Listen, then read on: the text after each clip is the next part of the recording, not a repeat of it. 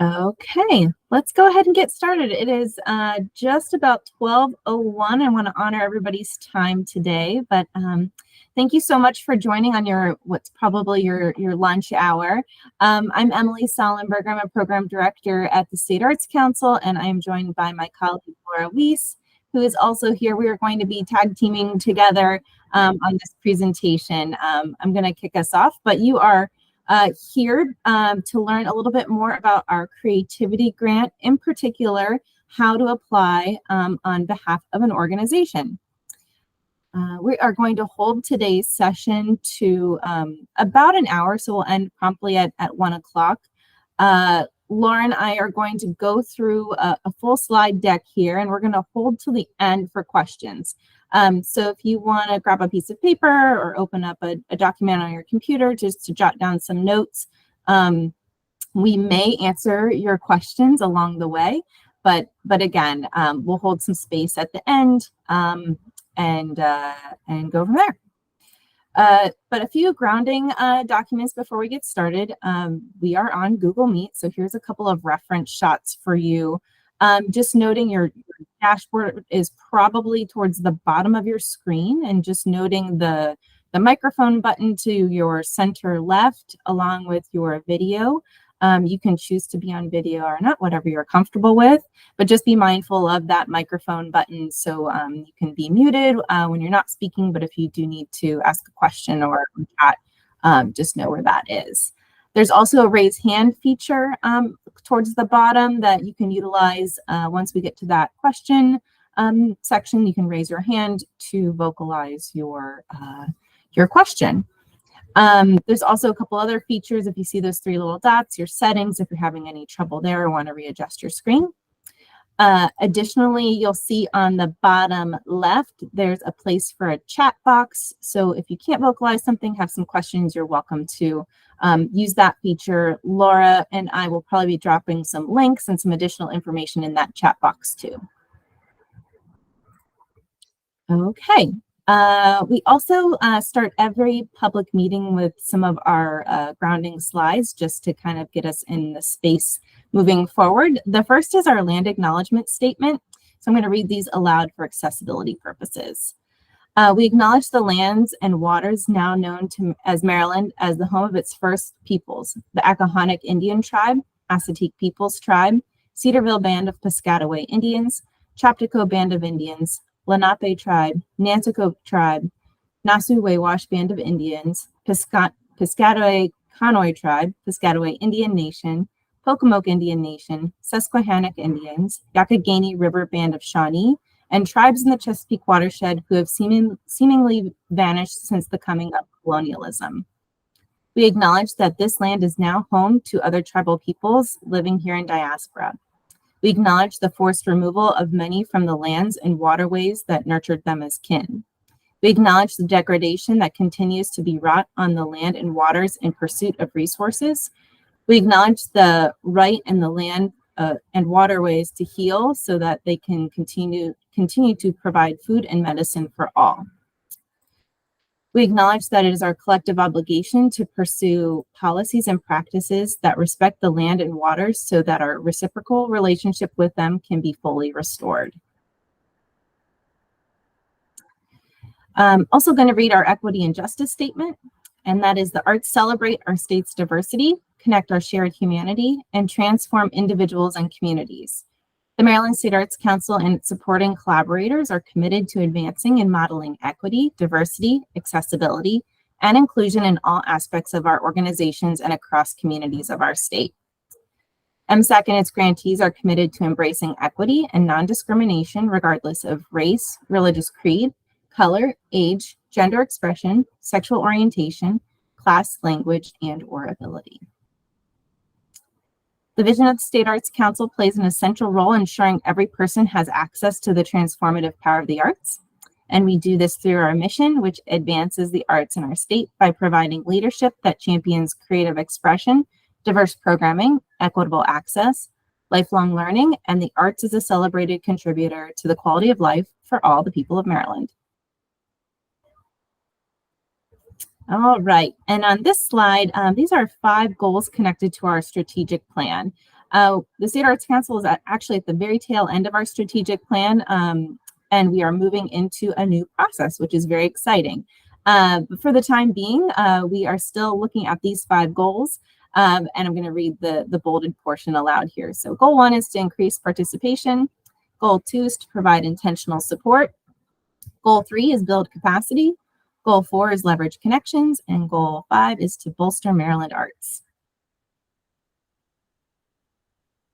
And we also like to go over creative meeting actions within our public meetings as well. So keeping these things in mind as we move forward, especially as we get towards the end with our question and answer session. To celebrate being in the space with other creative people, engage with everyone's presence as a gift, acknowledge that together we know a lot, enter the conversation with curiosity and inquiry, share your idea and trust that it will be heard, use I statements, focus your language on the task at hand, hold one another accountable with care, apply yes and, I hear your idea and I'm going to add to it, and balance your speaking and listening. All right, and a couple other slides just to be mindful of here that the State Arts Council offers professional development in a variety of ways throughout the year, and you can find all of our virtual offerings through our Eventbrite page, which Laura just added into the chat. So you probably saw all of the things that you could sign up for just by signing up for this session today. We have a lot of information sessions happening right now. We have sessions called Coffee with the Council that are just about every other Tuesday. Moving into the fall, I think we're taking a break this month, but you'll see some of those come up in the fall. We also have been hosting regional office hours around the state. So I believe we're going to be going to Southern Maryland in September. So you should see that on the Eventbrite page. So if you're in that area, please join us at Anne Marie Sculpture Garden. And then I believe we're going to be going out to the Eastern Shore in October. So look out for that and join us in person in a space near where you may live or work.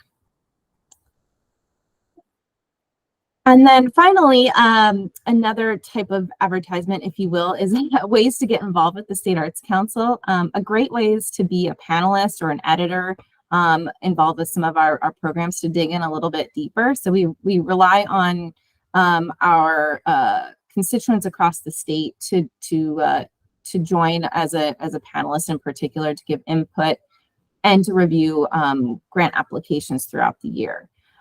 So we have different opportunities per program, and you'll see calls throughout the year when we need those types of panelists, and you apply in Smart Simple, our grants platform. And there's training and support along the way as a learning opportunity, and you are also compensated for that work. Okay, so moving into our agenda today, we are going to be reviewing the Creativity Grant, the program itself, and how it relates to organizations when they're applying. We're going to go through the guidelines a little bit. We're going to review what the application looks like for our general operating and project support that you can apply for as an organization, along with some helpful hints. We'll go through the monthly review process and some of those logistics, a quick overview of the Smart Simple grant platform, just so you know where you're going, and some time for questions and answers at the end. Okay, so I'm actually going to balance my speaking and pass it over to Laura now to take us through the overview. Great. Thank you so much, Emily. And hello, everyone. It's great to see you. Thanks so much for joining us this afternoon to talk about the Creativity Grant Program. So to kick us off, just to kind of give an overview of what the Creativity Grant Program is, it's been around for several years now. It's a very, very popular program that we offer. The main purpose of it is to support activities and general operations for both independent artists and for organizations.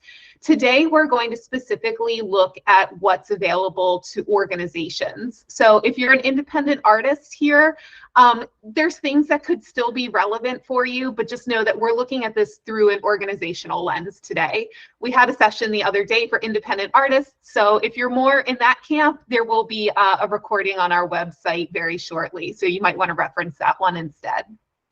But the creativity grant, the main goals are to strengthen the vitality and sustainability of artists and small organizations to maintain a strong and stable arts infrastructure in the state of Maryland. And it also serves the growing needs of relevant arts projects and collaborations within Maryland communities.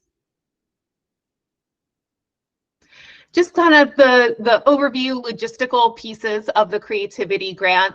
Funding is available for up to $4,000. It used to be $3,500, but last year and this year we have been able to increase that to $4,000. Like I said, it is available to independent artists and to organizations. And within the application itself, there's kind of two different tracks. There's one for project-specific support and one for general operating support. As an organization, you would have the option to choose between that project support or general operating support. If you were an independent artist, you would only be able to look at that project support and not general operating support.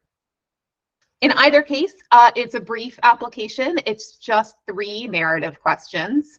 And the grant applications are accepted on a rolling basis and reviewed monthly. And we'll talk a little bit more about that schedule down the road a little bit. And you are eligible to receive 1 creativity grant per fiscal year. So when we say organizations, this is kind of a broad term, but what we're meaning here is that organizations have to fall into one of the following categories. The first is a 501c3 nonprofit organization. So you're IRS designated as a nonprofit and it has to be a 501c3. It can also be a Model A fiscally sponsored organization. So that would be if you are working with another organization to sponsor you. That might support, sometimes we see fiscal sponsorships with individuals, but that most often happens with organizations. It does have to fall under a Model A fiscal sponsorship, which means that you're working really closely together and that there is a comprehensive sponsorship. Here's the very legal definition here, in which the assets, the liabilities, and exempt activities collectively referred to as the project are housed within the fiscal sponsor. So that's the technical definition there. And if you have questions about what that looks like, you can feel free to talk to myself or to Emily.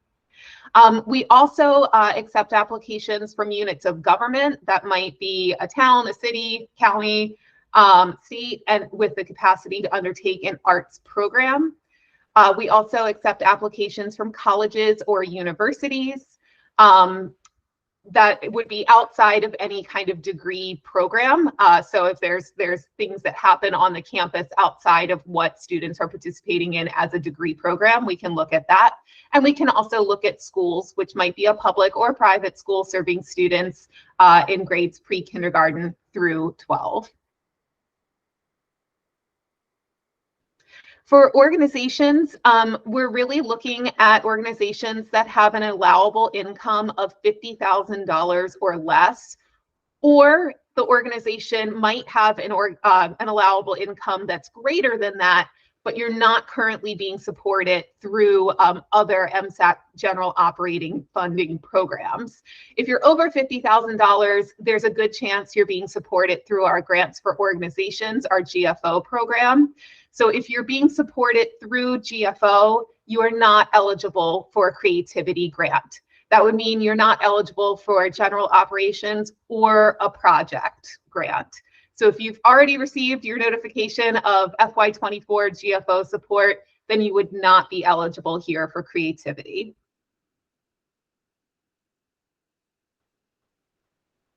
And again, just reiterating, so it would be only 1 application per project or program will be considered for funding. So if you have 2 organizations that are working on the exact same project, then there's probably going to be overlap there. So only one application would be considered for funding. The organization has to produce or present arts programs, services, or projects that are relevant to its community and are available to the public. So there has to be publicly accessible performances, exhibitions, events, whatever that is, it has to be publicly accessible to be considered eligible. And also the organization has to have operated as an arts organization or arts program for at least one full fiscal year and be able to submit a financial statement for the most recently completed fiscal year at the time of the application. So that's an important one just to keep in mind as well, is that there does have to be some activity happening there for at least that year prior to your application. So what can it support? The creativity grant, it's a wide-ranging grant. It's really intended to support any kind of expenses that are directly related to the proposed arts activity, whether that's one specific project or whether that's general operations for your organization. Those things might include, but it's definitely not limited to, artist fees and stipends, consultant fees, marketing, promotional expenses, any kind of artistic materials and supplies, space and venue rentals, and certain types of equipment that are directly related to artistic activities. This cannot be any kind of capital equipment or any kind of capital campaigns or anything like that. So if it's large scale equipment, that's probably not going to be eligible, and certainly talk to me or to Emily to talk about that eligibility there. Creativity grants, they cannot support any kind of re-granting or scholarships. Again, like I said, I can't support any kind of capital improvements or permanent equipment. It cannot support activities that are not open to the public, and it cannot support activities that are primarily therapeutic in nature. We can't look at things that are happening outside of Maryland. Things have to be Maryland-based to be eligible for support. When we're looking and talking about general operating, it absolutely can support general operating for those nonprofit organizations and the organizations we talked about earlier, but it cannot support the day-to-day expenses associated with any kind of for-profit business. So that might include LLCs, C Corps, things like that. Those kind of general, I'm going to call it general operating for those day-to-day expenses for businesses cannot be supported. And just like any MSAT grant, the funds cannot be used for any kind of political purposes, so no political contributions or lobbying activities. And certainly, if you're not sure or you have questions or you're kind of going, is this or isn't this, reach out to myself or to Emily so we can talk through that and make sure that things look good before you submit. All right, jumping into the application itself here. So like I said, there's two tracks, and we're going to have our organizational hats on right now. So as an organization, you would be able to choose either the project support or the general operating support. As I've said, there are 3 narrative questions for either track. They're generally the same questions for both tracks. It's just going to be how you're framing it. So you're either going to be really concentrating on that one project or that one event if you go with the project support, or you're going to be talking more broadly about your organization as a whole if you're looking at the general operating track. Organizations, in either capacity, you would be required to also upload a financial statement as part of the application. Independent artists don't have to do that. All right, digging into the actual application here. This is the first question, and as you can see at the top, this is the project-specific question. So that is to describe your proposed activity, whether that's an arts activity, event, project, and the geographic area the project will serve. Within your response, include a detailed description of the proposed project, including planned community engagement and intended impact of the arts activity. And below all of the next slides in italics, you're going to see the rubric for what we consider the excellent to outstanding response. So that's going to get you the highest points by the panelists when they're reviewing. So for this particular one, the panelists are looking for a clear, specific, and thorough explanation of the proposed arts activity, event, or project, which includes clear and thorough evidence of intended community impact, which may include engagement, intention, timeliness, and/or inspiration in relation to the defined community's needs. Alternatively, on the Gen Up side of things, you'll see that this is very similar, but again, instead of looking at the project-specific idea or proposal, we're looking more broadly at the organization as a whole. So if you're going with the Gen Up option, that would be to describe the primary arts activities or programming and geographic area that your organization will serve in the fiscal year. Within your response, include the mission of the organization and address the intended community engagement and impact of the organization's mission and arts activities and programming. And again, very, very similar here. The rubric is looking for a clear, specific, and thorough explanation of your organization's mission and its primary arts activity and programming for the year, which includes clear and thorough evidence of intended community engagement and impact, and including intention, timeliness, and/or inspiration in relation to the defined community's needs. We have a couple of helpful hints here that you might want to think about while you're preparing that first narrative. For if you're going with that project support, really thinking about the who, what, when, where, and why, those 5 W's of what you are describing, and really describing that with those details. And similarly, you would want those same kind of details for general operating support. But again, you're looking at the whole organization. So you're looking at who you are as an organization, what your mission is, what your programming is, when and where you do the things that you do, and why you do the things you do. Those are all important pieces really throughout the entire application, but particularly for this first narrative question. We always recommend that you really approach your narrative, and again, this would be true throughout the entire application, but really here in this first one where you're describing your proposal, approach your narrative as if the reader has no idea what you're proposing. They've never heard of your organization. They don't know anything about it. Start from the beginning and really give them that information about your organization, what you do. Give them that full picture of it. And a useful exercise that sometimes Emily and I like to recommend to people is give your draft application to a trusted friend or a family member, a colleague, somebody who really doesn't know a lot about your proposal, and have them read that application. Ask them to really poke holes in it. And wherever they have questions, that's where we would recommend elaborating. So that way they have a really clear picture of what it is that you're submitting and you're proposing. The second question here, and again, very similar for both project and Gen Up, is looking at the timeline. So it asks you to describe, in the project-specific sense, you would describe the timeline of your proposed arts activity.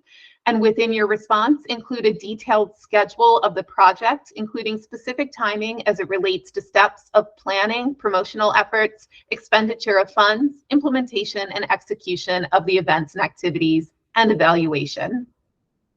Again, you'll see the rubric here at the bottom in italics, and an excellent to outstanding response includes clear, specific, and realistic timelines, demonstrating a realistic schedule, including specific timing as it relates to the expenditure of funds, planning, promotional efforts, implementation of the events and activities, and evaluation.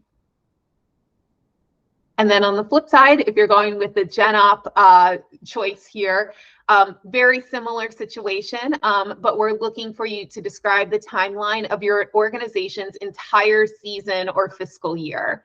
Within your response, include a detailed schedule for the year, including specific timing as it relates to steps of planning, promotional efforts, expenditure of funds, implementation and execution of events and activities, and evaluation. And the rubric is almost identical here. So just briefly to read it, that would include clear, specific, and realistic timeline for the entire season or year, including specific timing as it relates to expenditure of funds, planning, promotional efforts, implementation and execution of events, and evaluation. Again, some helpful hints here. Really look at including a schedule here that's in its entirety for either that activity or your season. Really schedule it out from beginning to end. Again, either for that one specific project or event or for your entire fiscal year or season. A lot of times we recommend breaking this down into some kind of increment. So that might be like a weekly schedule that really, you know, every single step that you would take during that week, or maybe that's a monthly listing, just depending on, you know, how it works for you. But some kind of listing that really breaks down all of the steps in your schedule with any kind of specific dates or time frames. We recommend that you include all of your steps for any kind of planning, implementation, execution, and evaluation within that breakdown. And the third and final question here, for your project-specific track, you're looking at describing the overall budget for the proposed project. Within your response, include a clear listing of all projected expenses for the project, sources of income beyond the MSAC request, and how the MSAC funding would be used. And again, your excellent to outstanding response is here in italics, and that would include clear, detailed, and realistic financial plans for the income and expenses tied to the proposed project. And then on the Gen Op side of things, again, very similar, but we're going to look at the entire year. So that is looking at what is the organization's overall budget for this fiscal year. Include a clear list of all projected income and expenses. And the rubric here for an excellent to outstanding response is to include clear, detailed, and realistic financial plans for the income and the expenses tied to the general operations of the organization. And again, one more time, some helpful hints for when we're looking at financials and budgets. For if you're going with the Gen Op option, this should be your entire budget for the year. So we're looking for a list of that entire budget for the year, income and expenses. We're really looking for specific line items for all of those planned income and expenses, and potentially a description of how you got to the total. I would say this really comes into play for if you're going with the project grants. So, you know, for an example, if you're planning for an artist fee of $500, perhaps consider showing how you got to that $500. It's an hourly rate of $25 an hour for 20 hours. So that really gives the full picture of how you got to that projected expense. Also, a helpful hint is that the response needs to be in the context of the narrative. So any kind of attachments, even though we do ask for a financial statement, that's from your previous year. We're looking for the actual, the year that you're applying for within the context of this narrative. Any kind of attachments of other budgets, other financials, they're not going to be considered for this particular scoring of this question. So make sure everything's in the context of the narrative itself. And then there's just a few other things that you do have to submit as part of the application. We do ask for a completed, signed and dated W-9. So that way, if you are awarded a grant, we can get that grant to you and pay you. And it also asks for an electronic signature at the end, which is nothing fancy. It is just typing your name into a box, but it is saying that all of the information in the application is correct and true. And again, as an organization, you would have to attach that financial statement from your most recently completed year as well. And when we say financial statement, it's generally looking at just a very simple profit and loss statement that's signed by your treasurer or some other financial officer. This does not necessarily need to be an audit. If you are a larger organization, we would need to talk about audits, but generally speaking, in the creativity grant world, we're looking at just a simple P&L. And Emily just dropped a link into the chat, so you can access the full application, everything we just went through, along with the full scoring rubric on our website. And now I'm going to balance my speaking and listening. I'm going to pass it over to Emily to talk more details here. Great. Thanks, Laura. That was a lot of information. I'm sure everybody's processing in their head. So I'm going to go back to more of our logistics at this point. So just a reminder, we've hit on this a couple of times that the Creativity Grant is available up to $4,000. Laura mentioned it in previous years, it had been $3,500. So moving forward, you can apply for up to $4,000. Again, one grant per fiscal year. So you would either choose that operating track or your project track and get just the one per fiscal year. And creativity grants are what we call an all or none type of grant. So if you're awarded, you'll receive the requested amount that you're requesting. So if you're asking for $4,000, you're approved for funding, you can expect $4,000. So we're not offering a percentage or a portion of your requested amount. It would be that full amount that you're asking for. This is a little bit of new information. So if you're somebody who's applied for creativity, received creativity grants in the past, new this year for FY24, we've shifted our schedule just slightly, not a huge amount in any way. Applications are still being accepted on a rolling basis and reviewed monthly as they have been in the past. We've just shifted our internal schedule a bit. So if you've been somebody who used to apply by the 5th of the month, we used to batch our applications from the 6th of one month to the 5th of the next. Moving forward, we're just looking at a snapshot of a month. So we're looking at the end of the month as our kind of cutoff date, and all of those applications would be reviewed in the following month with notifications shortly after that. So for example, applications that we're receiving in the month of August, so starting the 1st of August through the 31st, all of those applications will be batched at once at the end of the month, and they'll be reviewed in September, and notifications will be sent by early October. So that is kind of our cycle per month. So again, if you apply in September, you can expect for your application to be reviewed in August or in October with notification in November, and so on and so forth. Again, another change, again, slight shift. Applications are reviewed by panelists. Previously, applications that were requesting $2,000 or less were reviewed by staff members at the State Arts Council. Now in FY24, all of our applications, no matter that request amount, will go to panelists. And just for some further information, this year we have a total of 15 panelists on the Creativity Grant Program. It's a wide range of folks from across the state representing different counties, different disciplines. So again, when you're thinking about who you're applying to, it's a multidiscipline panel. And so you could have somebody that is representing music and visual arts and traditions all in the same panel. So it really is kind of going back to what Laura mentioned, taking that perspective of somebody that might not know who you are, where you live, and who you're impacting with your work. So just keeping that in mind. And then due to the number of applications we've received over the past couple of years, we've seen quite the increase. So what we're doing is we're activating 2 groups of 5 panelists right now to split up the monthly applications. So as an applicant, you can expect to have 5 sets of eyeballs at reviewing your application, and we take a comprehensive score from those 5 folks when reviewing and determining scoring. And then we have 5 backups then. And in the case that we get over a certain number, we can then call on the full panel for 3 groups of 5 folks.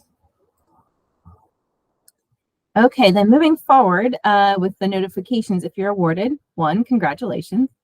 Your organization is, again, eligible for 1 creativity grant per fiscal year. So once you're awarded in FY24, which is the fiscal year we're in right now, that runs July 1st through June 30th, 2024, you're not eligible again until the FY25 cycle opens up, which would be in early June, for the first July review of that cycle. Again, you must sign and return your grant agreement form in Smart Simple. So if you are notified, you'll get all the instructions and links and what to do in that email. So it's important to get that grant agreement signed first, so that way we can move forward with the payment process. And that payment process does take 6 to 8 weeks from the date of the receipt of that grant agreement form being fully executed. So it's good to get in there as soon as possible just to kind of kickstart that process of payment. If you are awarded a creativity grant, there is a final report that is connected to each of those grants. So those applications that are submitted between June of 2023 through the end of the calendar year of December 2023, you'll have a final report deadline of August 15th, 2024. So that's about a year from now. Then applications on the latter half of our fiscal year, so between January and April of 2024, your final report deadline will be December 31st of 2024. So that's also a little bit of a different shift. Typically, we've just used the August 15th deadline and had moved, reports back manually. This year, we're kind of splitting up into 6-month chunks to have 2 separate final report deadlines. All of this will be in your Smart Simple account. This is just a reminder of how kind of those logistics work, but you'll get reminders, you'll have access to all of these things if you are indeed awarded. Another piece of information just to keep in mind is that grantees, as part of that grant agreement form, you're agreeing to spend or obligate all the funds by the assigned final report date. So that means that funds need to be expended, encumbered, or otherwise legally committed to be used. So that the unspent funds wouldn't have to be returned. So essentially, you just need to have a plan for the funding. So if it's general operating, you're looking to spend, on some sort of activity within that fiscal year. If it's a project, you're looking for all those funds to be committed for that project within the period of before your final report deadline. Okay, and the other piece is if you're not awarded, try again. This is a very popular and competitive program. As we've mentioned, the Creativity Grant has grown over the past couple of years, and we've been seeing quite the increase of applications, which is great. But this program is not one that you have to wait a certain period of time to reapply again. You can apply the very next month. If you'd like, whenever you're comfortable. One thing that you can take advantage of as well is to ask us to gather feedback from the panelists who reviewed your application. We can then send that feedback and recommendations and the scoring details that are directly connected to that review criteria, those rubric pieces we mentioned earlier. You can take that information and then apply that to your next application. Again, there's a link in the decline notification email that you just click on that and it'll take you to a form to complete. And Laura and I are constantly going through feedback requests. So we'd be happy to do that just because we want to be able to uplift all the projects and organizations in our state. So to be able to do this type of work and have you reapply again, we highly encourage you to do that. Okay, so a couple of frequently asked questions that we get with the Creativity Grant, we're going to just kind of outline with some answers here before we get into actual question and answer session here. So to start, one question we get pretty often is, can my organization apply for general operating and project-based creativity grant in 1 year? And all of you should know by now, because we've mentioned about a dozen times, that no, you're only eligible for 1 creativity grant per fiscal year. So again, you pick either the general operating or project-based support. And you can also talk to Laura or myself to determine what might be the best fit for your organization and your activities coming up, down the pike for the year for you all. Another question we get is, my project still in the early planning stage, can I still apply? And the answer is possibly. We do recommend reviewing the application in the rubric that we went over very carefully, and this would be for your project-based support. Much of the scoring, as you noted, is based on specific details and thorough descriptions. So if you're in the early stages, you may consider waiting until there's some more information, some more concrete details, a more extensive plan. But again, contact Laura or myself and we'd be happy to discuss that further in details and maybe come up with some strategies for you. Okay, the other question is, my project has received previous creativity funding. Can I apply again in the new fiscal year? And that depends. A project itself as a single project can only be funded once. However, if there are different phases or iterations of that same project, future funding may be possible if the grant is clearly supporting different sets of expenses. If you're applying for general operating, the answer is yes. We want to support small organizations in your general operations from year to year. So specifically for projects, we would want to chat with you if you've got different iterations of a specific project. Another question is, my project is already complete. Can I submit for reimbursement of expenses? The answer here is no. We cannot support reimbursement of previously completed projects or activities. So you must submit an application before the completion of a project to be considered eligible. Again, not necessarily for general operations. We're really thinking about project-based support here. Another question is, I'm eligible and applying for the professional development grant. Can I also apply for the creativity grant in the same month? And the answer here is yes, you can.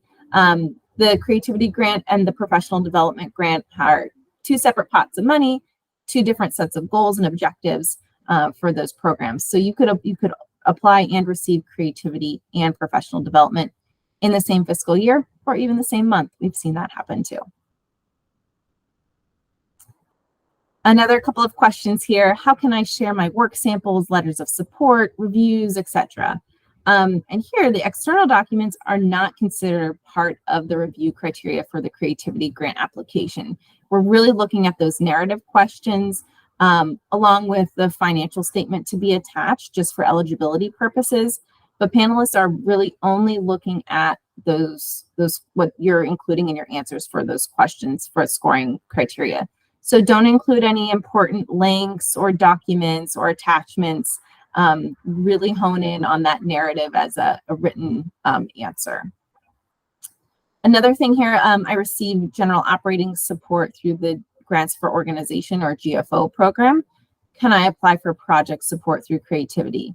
The answer here is no. If you're receiving general operating support through another program like the GFO program, you're not eligible for creativity support as well, either project or general operating. So it's just across the board. If you're getting general operating, you're not eligible for creativity. Okay, another couple helpful hints here before we end our slide deck here. Apply early is a big recommendation that we always convey to folks. While you're eligible at any time to apply for the creativity grant, the earlier you apply, the more chances you may have throughout the fiscal year to get funded for that particular project or your general operating. So, and also keeping in mind the timeline of all the logistics that we mentioned as well, from the application process to taking a month for review and notifications, getting your grant agreement form signed, and then that 6 to 8 week period that it takes to process payments.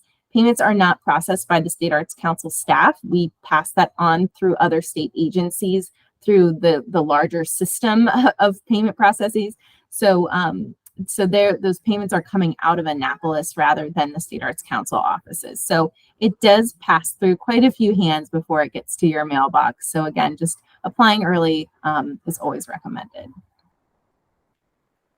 Laura and I are also open to providing draft feedback. So before you even submit your application in Smart Simple, we can review or meet with you prior to even going through the submission process.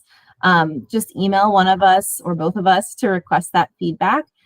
We do ask that you allow for about 15 days to receive the written feedback or to set up some time for a meeting. It sometimes takes longer, sometimes quicker, depending on what our capacity is throughout the year. But general rule of thumb, give us a couple of weeks. Okay, and I'm going to toss it back to Laura to talk about Smart Simple just to end today. Okay, we're in the home stretch here.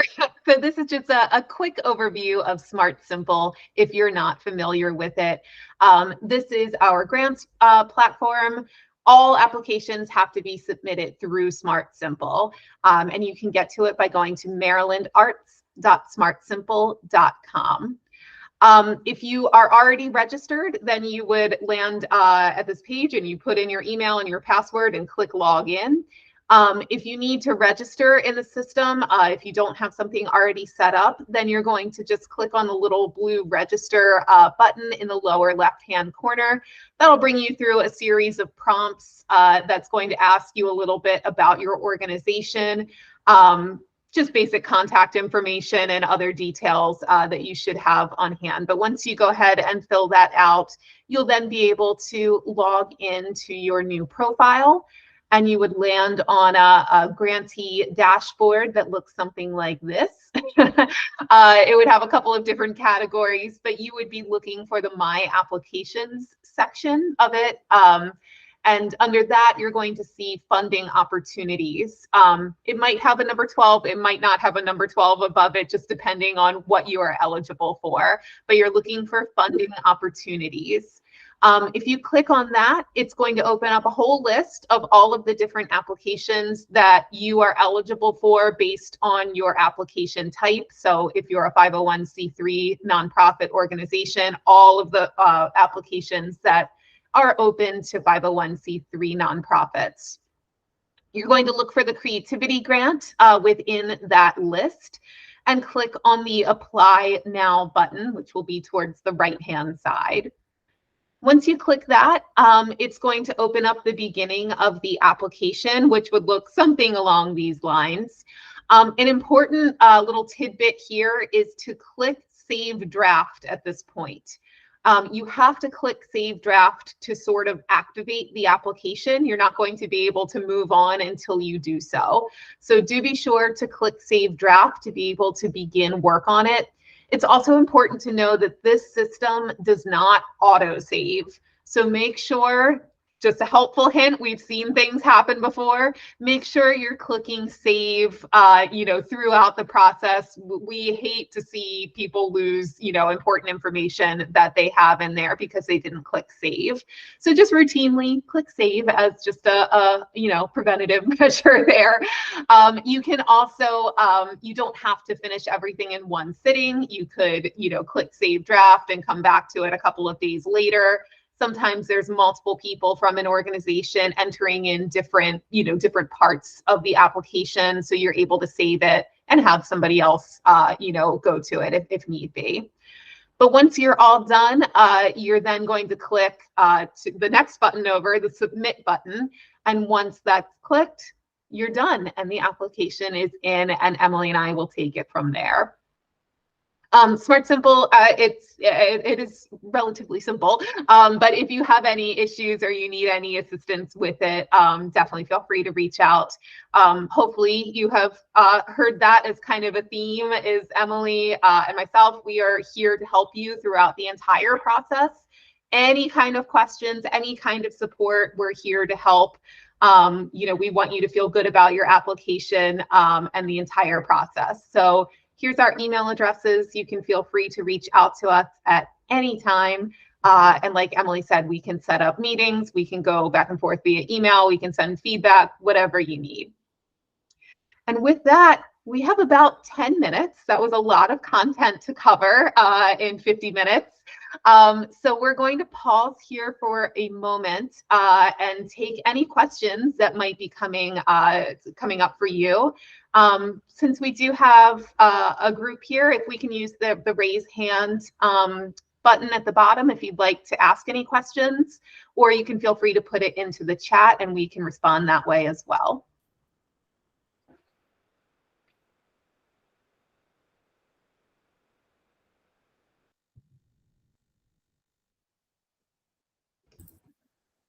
Dorothy.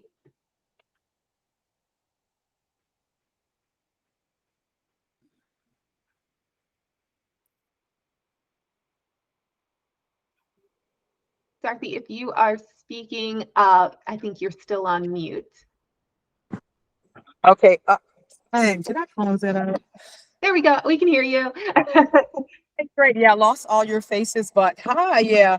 So I'm in the car and I didn't have, anyway, we're here now. I'm here. I don't have a question. Your presentation was extremely thorough. all the questions that I would have had have gotten answered. And Laurie, as you know, I will hit you up if I have anything that I need subsequent to this call. But I just wanted to say thank you. I always jump on here and say that because as we speak, I'm going to be leaving for Ghana, West Africa tomorrow with the help and support of a professional development grant. I also was awarded a creativity grant for my album and the folk life apprenticeship. I would just encourage anyone, please apply. Laura, you've been phenomenal. You and Ryan, you worked so closely with me, all the hand holding, because I'd never gotten a grant before, had a lot of questions and trepidations. Oh my God, is this going to work? Is it going to work? And you reread the drafts to the point where I was able to submit and become successful. So thank you so very, very much for that. And that's pretty much it. Oh, Dorothy, we're so excited for you, and I hope you have just an incredible trip. And we can't wait to hear all about it when you get back. Safe travels, and thank you for your kind words too. Thank you. Can you unmute me because I'm not off that screen? I don't know what I'm doing. I got you. Well, we got you. Thank you.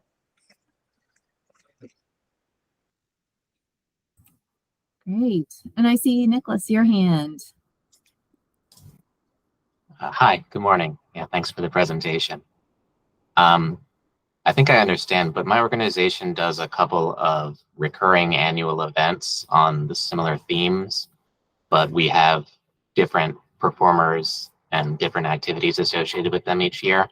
So would we be eligible to apply for the project tracked year after year?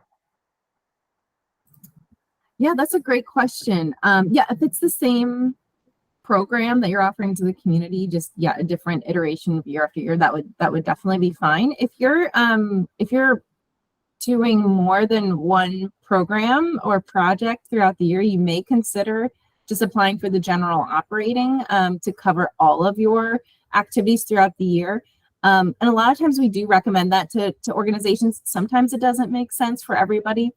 But when you apply for the general operations, it does give you some more flexibility to cover expenses for those different projects and activities that are happening throughout the year. But to answer your question, it sounds like you would be in a space that you could apply for that particular program year after year or general operating, whichever makes sense for you. Thank you. Sure. Anybody else? I think, Dorothy, your hand is from earlier, but anyone else?